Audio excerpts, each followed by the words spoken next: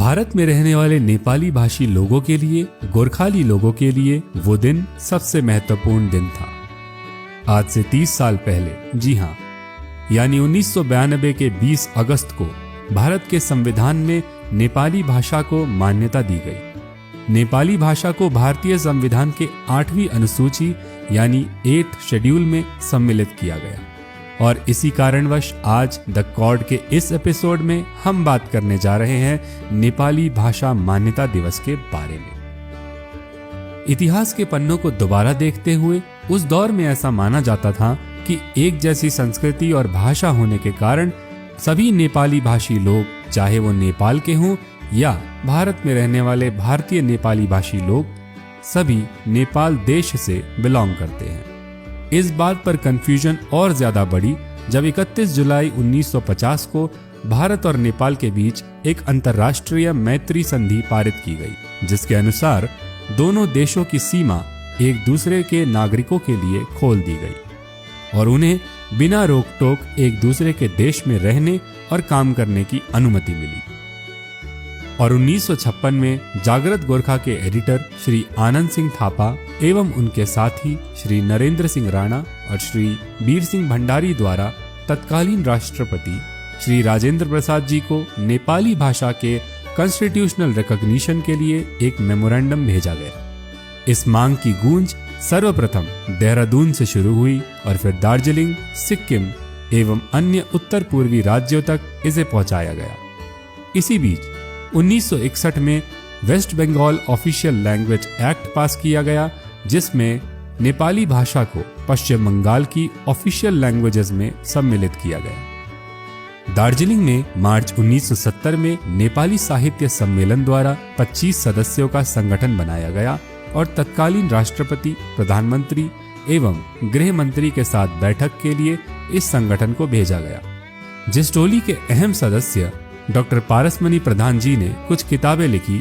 इन किताबों को साहित्य अकादमी में प्रस्तुत किया गया और 1976 में साहित्य अकादमी द्वारा 10 सदस्यों की नेपाली भाषा सलाहकार समिति का गठन किया गया, जिसका नेतृत्व श्री पारसमणि प्रधान, श्री इंद्र बहादुर राय एवं श्री हरिप्रसाद गोरखा राय द्वारा किया गया। इसी बीच 1971 में कॉमरेड रतनलाल ब्राह्मण ने दार्जिलिंग कंस्टिट्यूएंसी से आम चुनाव जीते।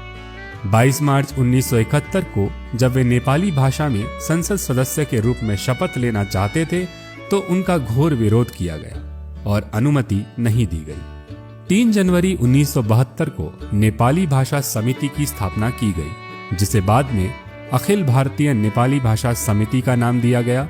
इस समिति का मुख्य उद्देश्य राष्ट्रीय स्तर पर सभी सांस्कृतिक, साहित्यिक, आध्यात्मिक, सामाजिक, राजनीतिक और अन्य संगठनों को एकजुट करना था, जिसका हेड ऑफिस दार्जिलिंग में बनाया गया। सभी संगठनों से अनुरोध किया गया कि वे संविधान की 8वीं अनुसूची में नेपाली भाषा को शामिल करने की मांग करते हुए प्रधानमंत्री को ऑफिशियल लेटर भेजे। 8वीं अनुसूची में नेपाली भाषा को शामिल करने का प्रस्ताव 2 जुलाई 1977 को पश्चिम बंगाल राज्य की विधानसभा द्वारा पारित किया गया था, जबकि 28 जून 1978 को त्रिपुरा और 22 सितंबर 1982 को सिक्किम द्वारा पारित किया गया। अनेक प्रयासों के बाद भी सफलता न मिल पाने के कारण सिक्किम के तत्कालीन मुख्यमंत्री श्री नरबहादुर भंडारी ने आश्वासन दिया कि वह नेपाली भाषा को 8वीं अनुसूची में शामिल करने के संबंध में हर तरह से सहयोग करेंगे।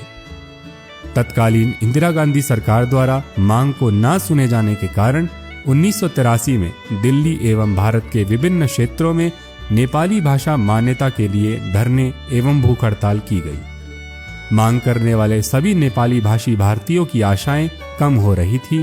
तभी 11 और 12 जून 1990 को गैंगटॉक, सिक्किम में अखिल भारतीय नेपाली भाषा सम्मेलन का आयोजन किया गया। इस 2 दिवसीय सम्मेलन ने भारतीय नेपाली राष्ट्रीय परिषद नामक एक नई ऑफिशियल बॉडी को जन्म दिया, जिसका उद्देश्य संविधान की 8वीं अनुसूची में नेपाली भाषा को शामिल करना था। इसकी अध्यक्षता मुख्यमंत्री श्री नरबहादुर भंडारी जी ने की। यह संगठन आंदोलन को अगले स्तर तक ले गया। कई सांसदों से समर्थन लेने के लिए श्री नरबहादुर भंडारी जी खुद दिल्ली गए थे।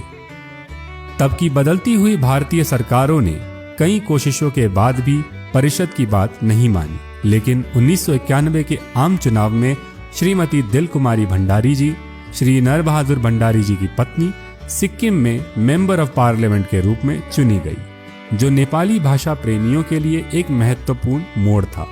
उन्होंने इस मुद्दे पर एक प्राइवेट बिल पेश किया, जिस पर 24 अप्रैल और 8 मई को संसद में चर्चा हुई।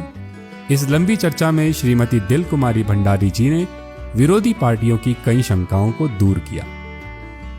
उनके कठोर प्रयासों और दृढ़ विश्वास के बाद 20 अगस्त 1992 में नेपाली भाषा को अन्य 2 भाषाओं कोंकणी और मणिपुरी के साथ इंडियन पार्लियामेंट में पूरी मेजॉरिटी के साथ सम्मिलित किया गया।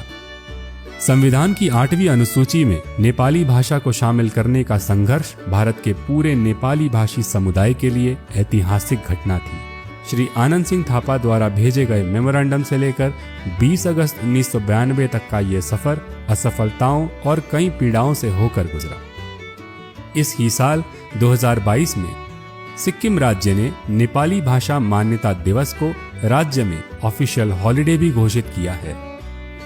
द कॉर्ड के इस एपिसोड में जितनी भी इंफॉर्मेशन हमने आपको दी, वो सभी हमारी रिसर्च टीम द्वारा विभिन्न सोर्सेज से कलेक्ट की गई हैं, जिन्हें आप डिस्क्रिप्शन में देख सकते हैं। हम आखिर में आपसे कहना चाहते हैं कि नेपाली भाषा को मान्यता दिलाने का ये संघर्ष आसान नहीं था, लेकिन सफलता जरूर मिली। और अब नेपाली भाषी लोगों की नई पीढ़ी पर यह जिम्मेदारी आती है कि वो नेपाली भाषा का कितना महत्व रखते हैं और इसे किस तरह आगे बढ़ाते हैं।